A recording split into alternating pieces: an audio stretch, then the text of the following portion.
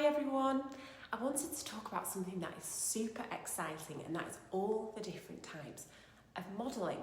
And trust me, it's not just about runways and fashion magazines anymore, because the modelling world has evolved. It's gotten so much bigger and so much more inclusive, and it is filled with opportunities for people of all shapes and sizes, no matter what your age or what your background is. So whether you're dreaming of the runway or you're just curious if modelling could be for you, let's break it all down. So we've got fashion modelling, that's runway and editorial. So we'll start with a classic, which is fashion modelling, and that includes runway models that you see walking in fashion shows. And the editorial model is a model who appears in fashion magazines that you'll see in campaigns and billboards.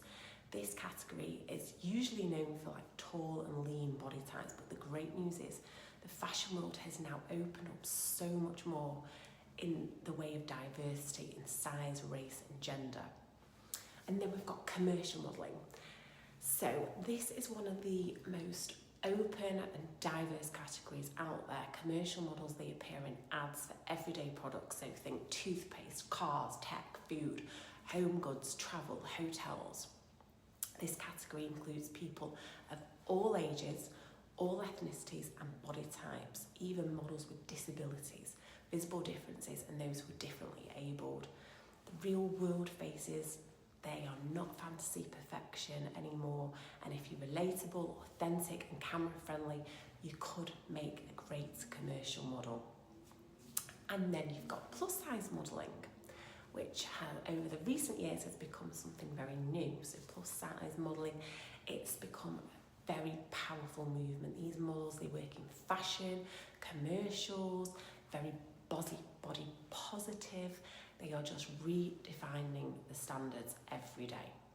And then we've got fitness modelling. They represent strength, energy and health. That often lots of the work is for athletic brands, wellness campaigns. They might appear in workout content and supplement ads. These models typically have strong tone physiques and definitely a passion for fitness. And then we've got glamour modelling, which is very sensual and sexy in the tone, often seen in lifestyle magazines, music videos, beauty campaigns. It's very much about your confidence and posing and attitude more than clothing. And then we've got parts modelling. Yes, you can model just your hands, your feet, your legs, eyes, lips. Parts modelling are used mostly for jewellery ads, tech devices, beauty close-ups and much more. And a perfect hand model can book a national campaign. And then we've got the most cutest one, baby and child modelling. This is a huge part of the industry, from clothing to toys and educational materials and commercials. And with a strong parental guidance and protections, it can be a great opportunity for babies and kids to express themselves, build the confidence and save for the college fund. And then we have senior modelling. Age is not just a limit. Okay, senior modelling, typically at over 50, is growing so fast, especially in the fashion industry, wellness, healthcare and lifestyle brands targeting older audience. And confidence and authenticity go a very long way as you get older. Then we've got e-commerce modelling. So online shopping is massive, and e-commerce models are in such demand for brands like Zara or an Amazon shoot. They do thousands of images every week, and it's very fast paced, it's consistent work, and it's a huge part of modern modelling.